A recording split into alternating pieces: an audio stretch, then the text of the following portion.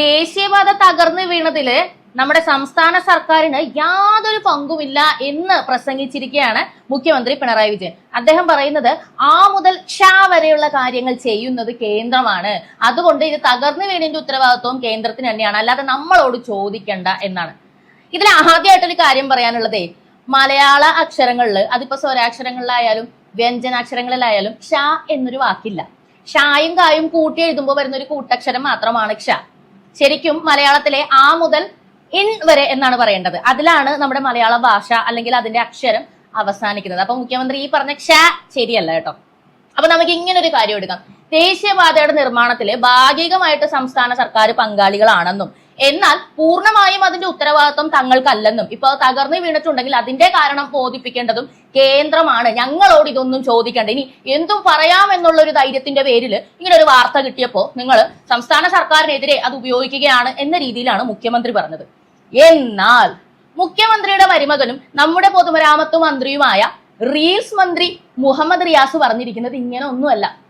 അദ്ദേഹം പതിവ് പോലെ റീൽസിൽ കൂടെ തന്നെയാണ് ഇപ്പൊ ഈ വെളിപ്പെടുത്തലുമായിട്ട് രംഗത്ത് വന്നിരിക്കുന്നത്. അദ്ദേഹം പറയുന്നത് വേറെ ഒരു സംസ്ഥാനങ്ങളും മുടക്കാത്ത രീതിയിൽ ഈ NH വേണ്ടിയിട്ട് കേരളം 5500 കോടിയോളം സംതിങ് കോടിയോളം മുടക്കി എന്നുള്ളതാണ്. വേറെ ആരും ഇത് ചെയ്തിട്ടില്ല. സ്ഥലം ഏറ്റെടുപ്പിന് സംസ്ഥാന സർക്കാർ പൈസ മുടക്കിയിരുന്നത്രേ.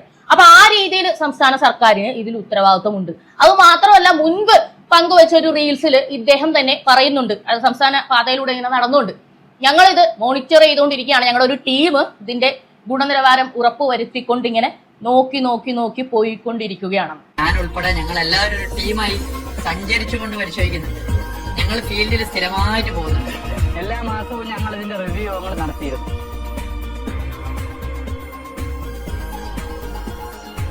ഇത് കംപ്ലീറ്റ് മുന്നോട്ട് കൊണ്ടുപോകേണ്ടത് സംസ്ഥാനത്തെ പൊതു മരാമത്ത് വകുപ്പാണ്. കേരളത്തിന്റെ മുഖച്ഛായ മാറുന്ന പദ്ധതിയാണ് ഇതെല്ലാം. ഇതിന്റെ പ്രവൃത്തി, ഇതിന്റെ കാര്യങ്ങൾ എങ്ങനെയാണ് പോകുന്നത്, ഇതിനൊക്കെ കോർഡിനേറ്റ് ചെയ്യുന്നത് മുഖ്യമന്ത്രി.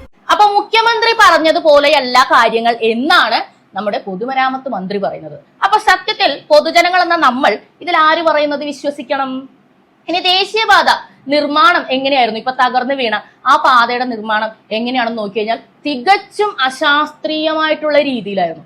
അതായത് കട്ട ടൈല് വെച്ചിട്ട് സൈഡ് കെട്ടിപ്പൊക്കി നടുക്ക് മണ്ണും ചപ്പും വാരിയിട്ട്, ചപ്പെന്ന് പറഞ്ഞാൽ ആ പ്രദേശത്ത് നിന്നും എന്താ പറയാ വേസ്റ്റ് ആയിട്ട് മുറിച്ച മരങ്ങളും അതിന്റെ കൊമ്പും തടിയും ചമ്പെല്ലാം കൂടി വാരിയിട്ട് ആ മണ്ണൊന്ന് ഉറപ്പിക്കുക പോലും ചെയ്യാതെ അതിന്റെ മുകളിൽ ടാറിട്ട് പോയ ഒരു കാര്യമാണ് അവിടെ ചെയ്തു വെച്ചിരിക്കുന്നത്. അങ്ങനെ ആകുമ്പോൾ എന്ത് സംഭവിക്കും? കുറച്ച് സമയം കഴിയുമ്പോഴത്തേക്ക് അവിടെ ഒന്നാമത് നീരൊഴുക്കൊക്കെ ഉള്ള ഒരു പാടമാണത്. ഈ ചമ്പൊക്കെ അങ്ങ് അഴുകാൻ തുടങ്ങും. അഴുകി കഴിയുമ്പോൾ ആ നിലം താഴേക്ക് ഇരിക്കും. അതാണ് ഇപ്പോൾ സംഭവിച്ചത്. ഒരുപാട് നാളുകൾക്ക് മുമ്പേ തന്നെ ഈ നിലം താഴേക്ക് ഇരിക്കുന്നതും വിള്ളലുകൾ ഉണ്ടാവുന്നതും അവിടുത്തെ സമീപവാസികൾ മൊബൈലിൽ ഷൂട്ട് ചെയ്ത് വെച്ചിട്ടുണ്ടായിരുന്നു. അതിന്റെ ഒരു വീഡിയോ ഞാനിപ്പോൾ കാണിക്കാം, ഒന്ന് കണ്ടോളൂ. പാടത്തേക്ക് നമ്മളെ റോഡ് ഹൈവേ താന്ന് പോവട്ട, പാടം പൊന്തി കിടക്കണേ, മണ്ണ് പൊന്തി പൊന്തി വരികയാണ്. പാടം താന്ന് റോഡ് ഹൈവേ താന്ന് പോകണം.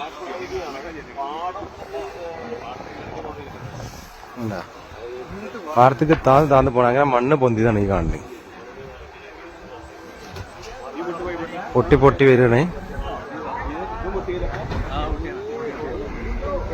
കണ്ടോ, ഇത് എത്രത്തോളം ഭയാനകമായ ഒരു അവസ്ഥയാണ്. ഇത്രയും ഉയരത്തിൽ സത്യം പറഞ്ഞാൽ ഒരു റോഡ് എന്ന് പറയുന്നത് ഒട്ടും എന്താ പറയാ പോസിബിൾ ആയിട്ടുള്ള ഒരു സംഗതിയല്ല. അത് സിവിൽ എഞ്ചിനീയറിംഗ് ഒന്നും പഠിച്ചിട്ടില്ലാത്ത സാധാരണക്കാരനായ ഒരു യാത്രക്കാരന് വരെ നോക്കിയാൽ മനസ്സിലാവുന്ന ഒരു കാര്യമാണ്. അവിടെ ഒരു പാലമാണ് വരേണ്ടിയിരുന്നത്, അല്ലാതെ ഇത്ര പൊക്കത്തിൽ അല്ല. അങ്ങനെ പൊക്കത്തിൽ ആണെങ്കിൽ തന്നെ നല്ല രീതിയിൽ പൈലിംഗ് നടത്താതെ മണ്ണുറപ്പിക്കാതെ എന്ത് ധൈര്യത്തിലാണ് ഇവർ ടാറിങ് ചെയ്തത്? ഇപ്പോൾ 1-2 കാറുകൾ വരെ അടിയിൽപ്പെട്ടെന്ന് പോകുന്നു. ദൈവത്തിന്റെ അനുഗ്രഹം കൊണ്ട് ആർക്കും ഒന്നും സംഭവിച്ചില്ല. ഇനി ഇത് ഓടിത്തുടങ്ങിയിട്ട് ആണിത് സംഭവിക്കുന്നുണ്ടെങ്കിൽ നമുക്ക് എണ്ണാൻ കഴിയുമോ നമുക്ക് എത്രത്തോളം നഷ്ടങ്ങൾ ഉണ്ടാകുമെന്ന്? കാരണം നമുക്കറിയാം 6 വരി പാതയുടെ വേഗത എന്ന് പറയുന്നത് എത്ര അധികമാണ്. എത്രയധികം വണ്ടികളായിരിക്കും അപകടത്തിൽപ്പെടുന്നത്, എത്ര മനുഷ്യജീവനുകളുടെ സുരക്ഷിതത്വമാണ് ഇവിടെ ചോദ്യം ചെയ്യപ്പെടുന്നത്. ഇത് സംസ്ഥാന സർക്കാരിന്റെ ഉത്തരവാദിത്തമല്ല എന്ന് മുഖ്യമന്ത്രി പറയുമോ? സ്റ്റേറ്റിലുള്ള ഓരോ ജനങ്ങളുടെയും ജീവൻ എന്ന് പറയുന്നത് സംസ്ഥാന സർക്കാരിന്റെ മാത്രം ഉത്തരവാദിത്തമാണ്. കേന്ദ്രം ഇവിടെ റോഡ് പണിതിട്ട് പോയാലും ഇത് കേരളത്തിലാണുള്ളത്, റോഡ് കേരളത്തിലാണുള്ളത്. അതുകൊണ്ട് തന്നെ അതിന്റെ സുരക്ഷ നിങ്ങളുടെ ഉത്തരവാദിത്തമാണ്. അതിൽ നിന്ന് നിങ്ങൾക്ക് ഒഴിഞ്ഞു മാറാൻ വേണ്ടി സാധിക്കുമോ? ഇനി മുഹമ്മദ് റിയാസ് ഉത്തരവാദിത്തം ഉണ്ട് എന്ന് പറയുകയും എല്ലായിടത്തും കൊണ്ടേ ഫ്ലെക്സ് വയ്ക്കുകയും, കഴിഞ്ഞ ദിവസം കണ്ടിരുന്നു MP രാജേഷ് കോർപ്പറേഷനും പൈസ മുടക്കി, അതുപോലെ MP രാജേഷും പൈസ മുടക്കി, കേന്ദ്രവും പൈസ മുടക്കി പണിതൊരു റോട്ടിൽ 10 പൈസ മുടക്കാത്ത മുഖ്യമന്ത്രിയുടെയും മരുമകന്റെയും ഫ്ലെക്സ് വെച്ചതിന് ദേഷ്യപ്പെട്ട് അദ്ദേഹം പോവുകയും ഉദ്ഘാടനം നടത്താതിരിക്കുകയും പിന്നെ ശിവൻകുട്ടിയും ഈ പറയുന്ന റിയാസും ചേർന്നത് ഉദ്ഘാടനം ചെയ്യും, മുഖ്യമന്ത്രി അടുത്ത് പരാതി പോയി, ഇങ്ങനെ ഒരു വാർത്ത നമ്മൾ കേട്ടിരുന്നു.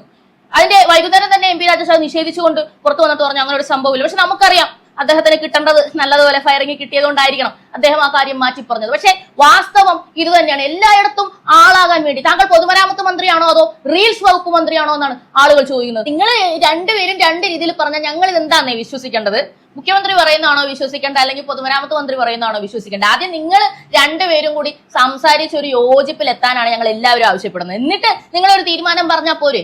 ഇതിപ്പം മാധ്യമങ്ങളെല്ലാം വിളിച്ച് മുഖ്യമന്ത്രി ഒരു പത്രസമ്മേളനം നടത്തി അല്ലെങ്കിൽ ഇതുപോലെ പ്രസംഗിക്കാൻ നിൽക്കുമ്പോൾ ഒരു കാര്യം പറയും, എന്നാ മുഹമ്മദ് റിയാസ് അദ്ദേഹത്തിന്റെ ഫേസ്ബുക്ക് പേജിലൂടെ വേറെ എന്തെങ്കിലുമൊക്കെ റീൽസ് ഇട്ട് വരും. അപ്പൊ ഞങ്ങൾ ഇതിൽ ഏതാണ് സത്യം പറഞ്ഞാൽ വിശ്വസിക്കേണ്ടത്? നഷ്ടം എന്ന് പറയുന്നത് ജനങ്ങൾക്ക് മാത്രമാണ്. ഇപ്പൊ ഈ ദേശീയപാതയുടെ നിർമ്മാണവുമായിട്ട് ബന്ധപ്പെട്ട് തന്നെ എത്രത്തോളം ബുദ്ധിമുട്ടിലൂടെയാണ് നമ്മൾ ഈ റോഡുകളിലൂടെയൊക്കെ യാത്ര ചെയ്യുന്നത്. ദൂരയാത്ര എന്നൊക്കെ പറയുന്നത് ഭയങ്കര ബുദ്ധിമുട്ടാണ്. ഒന്നാമത് ഇവിടുത്തെ ചൂടില് ഈ പൊടിയിലും അതേപോലെ ഈ വർക്കിംഗ് സൈറ്റിന്റെ ഈ അരൂരൊക്കെ ശരിക്കും പറഞ്ഞു കഴിഞ്ഞാൽ ദേശീയപാതയുടെ പണി നടക്കുന്ന സമയത്ത് ഏകദേശം 10-14 ആക്സിഡന്റുകളിൽ ആളുകൾ മരിച്ച സംഭവം വരെ ഉണ്ടായി. കാരണം മഴയും കൂടി ആകുമ്പോൾ തെന്നി വീണിട്ട് ഒരുപാട് അപകടങ്ങൾ അതുപോലെ ഉണ്ടാകുന്നുണ്ട്. അതുപോലെ താഴെ കൂടെ ബൈക്കിലൊക്കെ പോകുന്ന ആൾക്കാരുടെ കണ്ണിലോട്ടും മൂക്കിലോട്ടും ഒക്കെയാണ് മേളിൽ നിന്ന് കോൺക്രീറ്റ് വീഴുന്നത്. സിനിമാ നടൻ ആനന്ദ് മന്മഥനൊക്കെ ഒരു പോസ്റ്റ് ഇട്ടിട്ടുണ്ടായിരുന്നു. അദ്ദേഹത്തിന്റെ കാറിന്റെ മേളിലേക്ക് കോൺക്രീറ്റ് വീണിട്ട് അത് അപ്പോ മൂവാക്കി വൈപ്പ് ചെയ്ത് കളഞ്ഞു കഴിഞ്ഞാൽ മൊത്തം സിമെന്റ് ആവുമല്ലോ എന്നോർത്ത് ഒന്നും ചെയ്തില്ല. പക്ഷെ വീട്ടിലെത്തിയപ്പോഴത്തേക്കും അത് സെറ്റായി. പിന്നെ അത് വലിയ പാടായിരുന്നു അത് ക്ലീൻ ചെയ്യാനെന്ന് പറഞ്ഞിട്ട്. അപ്പം ഇത്രയും ഒരു രീതിയിലും ജനങ്ങൾക്ക് ഒരു സുരക്ഷയും കൊടുക്കാത്ത രീതിയിലാണ് ഇവിടെ ദേശീയപാത ജോലി ഇവിടെ നടന്നുകൊണ്ടിരിക്കുന്നത്. അപ്പൊ ദേശീയപാത അതോറിറ്റിക്കാണ് എല്ലാ ഉത്തരവാദിത്വം എന്ന് മുഖ്യമന്ത്രി പറയുകയും അല്ല ഞങ്ങൾ ഇതൊക്കെ നോക്കിക്കൊണ്ടിരിക്കുകയാണ്, ഞങ്ങൾക്ക് ഭയങ്കരമായിട്ടുള്ള ഉത്തരവാദിത്വം ഉണ്ടെന്ന് മുഹമ്മദ് റിയാസ് പറയുകയും ചെയ്യുമ്പോഴത്തേക്ക് സത്യത്തിൽ വായും പിടിച്ച് നോക്കിയിരിക്കുന്ന ഞങ്ങളാണ്. അല്ല ഞങ്ങളുടെ ജീവിതത്തിന്റെയോ അല്ലെങ്കിൽ ഞങ്ങൾ യാത്രയുടെ ഒന്നും യാതൊരു രീതിയിലുള്ള സുരക്ഷിതത്വം പ്രദാനം ചെയ്യാൻ ഇവിടെ പോലീസിനോ ഇതുപോലുള്ള ഏതെങ്കിലും അതോറിറ്റിക്കോ ഇതുപോലുള്ള മന്ത്രിമാർക്കോ കഴിയുന്നില്ല എന്നുള്ളതാണ് വാസ്തവം. പിന്നെ എന്ത് കാര്യം വന്നാലും നിങ്ങൾ പറയുന്നുണ്ടല്ലോ, ഇപ്പൊ 4ാം വാർഷികം കൊട്ടി ഒഴിച്ച് നടക്കുമ്പോൾ നിങ്ങൾ പറയുന്ന കാര്യം എന്താണ്? LDF സർക്കാർ അത് കൊണ്ടുവന്നു, LDF സർക്കാർ അത് ചെയ്തു, LDF സർക്കാർ റോഡ് ചെയ്തു. അവരുടെ പരസ്യത്തിൽ കാണുന്ന പോലത്തെ റോഡുകൾ എവിടെയെങ്കിലും നിങ്ങൾ കണ്ടിട്ടുണ്ടോ? ഞാൻ ജീവിക്കുന്നത് കൊച്ചിയിലാണ്. ഇവിടെ ഇറങ്ങി നോക്കണം, ഒരു 10 മീറ്റർ ഒരു കുഴിയിലെങ്കിലും വീഴാതെ നമുക്ക് യാത്ര ചെയ്യാൻ പറ്റില്ല. ആ രീതിയിലാണ് ഇവിടുത്തെ റോഡുകളുടെ അവസ്ഥ. നാഷണൽ ഹൈവേ മാത്രമാണ് ബെറ്റർ ആയിട്ടുള്ളത്. അല്ലാതെ ഇവിടെ സ്റ്റേറ്റിന്റെ എന്ന് പറയുന്ന അല്ലെങ്കിൽ ഇടറോഡ് പഞ്ചായത്തുകളുടെ ഒന്നും കൊള്ളത്തില്ല. എല്ലാം പൊട്ട റോഡുകളാണ്. നടുവും കൈ പിടിച്ചുകൊണ്ടാണ് ആൾക്കാർ ഇവിടെ യാത്ര ചെയ്തുകൊണ്ട് വരുന്നത്. പിന്നെ നിങ്ങൾ എന്ത് ചെയ്തിട്ടുണ്ടെങ്കിലും അതൊന്നും നിങ്ങളുടെ വീട്ടിൽ നിന്ന് കൊണ്ടുവന്ന സ്വത്തൊന്നും അല്ല, അല്ലെ? നിങ്ങളുടെ തറവാട് സ്വത്തൊന്നും അല്ലല്ലോ, ജനങ്ങളുടെ നികുതി പണം. ഞാനടക്കമുള്ള ആളുകൾ രാവിലെ മുതൽ രാത്രി വരെ വാങ്ങുന്ന സാധനങ്ങൾക്ക് പേ ചെയ്യുന്ന നികുതി പണം കൊണ്ടാണ് നിങ്ങൾ ഇതൊക്കെ ചെയ്തത്. അപ്പൊ LDF സർക്കാർ കൊണ്ടുവന്നു എന്ന് പറയരുത്. ഇതെല്ലാം ജനങ്ങളാണ് ചെയ്തതെന്ന് പറയണം. അങ്ങനെ എടുത്തു പറയാൻ മാത്രം ഒന്നുമില്ല. എന്തായാലും നിങ്ങളുടെ ആളുകൾക്ക് മാത്രമാണ് ഈ അത് ചെയ്തു ഇത് ചെയ്തു എന്ന് നിങ്ങൾ ഇങ്ങനെ വീമ്പിളക്കിക്കൊണ്ടിരിക്കുന്നത്. എന്നാൽ ഞങ്ങൾക്ക് ഇതൊന്നും അനുഭവവേദ്യമാവുന്നില്ല.